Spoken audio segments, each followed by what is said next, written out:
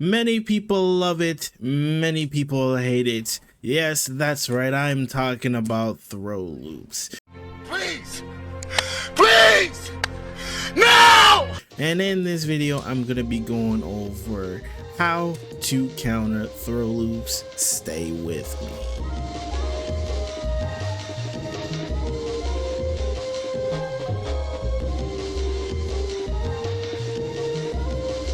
So one of the common things that I see people struggle with is how to manage throw loops and how to counter them. Okay, a lot of you don't actually know how to counter them. It's very surprising. The game's been out for so long, but don't worry, I'm here to help. So what are throw loops? For those who are uninformed and unaware, throw loops are when you can essentially take advantage of the fact that your character can go for a throw into another throw into another throw. Now, if you do decide to try and mesh on this situation here, what ends up happening is that you still end up getting counter hit for trying to do something out of this action. Okay, so how do we manage this instance? Clearly, we can't choose mash because anytime we choose mash, we end up getting counter hit. What are our options? Okay, some people might be inclined to hold up. Now, holding up is not a bad option, right? But the thing is about holding up is that once your opponent gets a little bit better, you'll find that holding up is not going to net you the same reward that you want and put you back in the same situation you were in, i.e. being in the corner, and now you have to guess between strike and throw again. So what do we do in order to kind of manage this? The second option, which is a little bit better, is that we use jump forward. Okay, now that we're using a jump forward, at the very least we're getting out the corner. Now, once again, I do have to add the fact that you do have to be aware of the fact that if I could crosscut, you can actually crosscut this and they can put you in a situation where you have to guess once again. But the benefit of this at the very least is that you are now getting out of the corner and you can now take your turn and do whatever you want to do. We can obviously choose up forward at the risk of our own health. Now the reason once again is that we want to be able to get out of the corner at the very least, even if it means that we're put into a situation where we have to guess once again.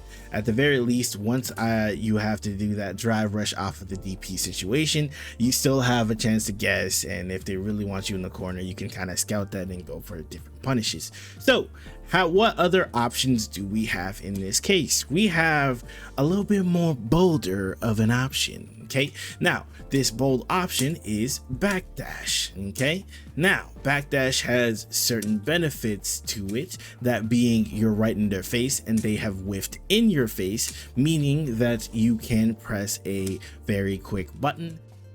So let's suppose me as the Madon player are in this situation here, right? What we can do, while this is not a punish, most of your opponents are not going to be ready to follow up the throw because they're either expecting tech or expecting their thing to go through, or they expect you to jump. But by backdashing here, we essentially force them into a situation that they're not prepared for, right? Especially because we're right in their face. And now by choosing this option, we can now decide different things. Now, some of your opponents, very few of your opponents, let's be real here, very few of your opponents are gonna get privy to this and try to hold up so they can catch the command grab. In this case, then you can also change it up by going through for a mash. So these are the options you kind of have available to you, right? So we want to make sure we're using up forward, we want to make sure we're using backdash, and another thing that I would like to mention is that there are some characters that don't in fact actually have a throw loop. Okay, stay with me. So let's suppose we're playing Chun, okay? Or the opponent is playing Chun and they go for something like this, right? It may feel real, but lo and behold, it actually is not. So knowing which characters do and don't have throw loops is very important because it allows you to make adjustments and decision making based on which characters do and don't have it. Now, with that being said, that doesn't mean it's free mash city if you think they're going to go for something, because if your opponent goes for something like this into this, now if you try to go for mash city, you get hit. You don't want to be putting yourself in a situation where you got hit, so you have to be very mindful of which spots that you go for. Now, some of the characters that you may be mindful of that don't have one, or have one that is linked to drive rush, which is equally as important because it allows you to react to the drive rush, are Lily. You also have to be more, you can be a little bit scared of the drive rush with Marissa. Another character that has to drive rush would be Kim, but Kim doesn't have one outright. Shun is the last one here. Pretty much every other character has it directly, if without drive rush, and they can kind of be in your face. One of the most egregious characters is Ryu, because he really does not move and he's right in your face. Now, with that being said, there is one last thing I would like to go over, and that is the reaction with super when it comes to drive rush. Now, let's suppose the Marissa goes for something like this.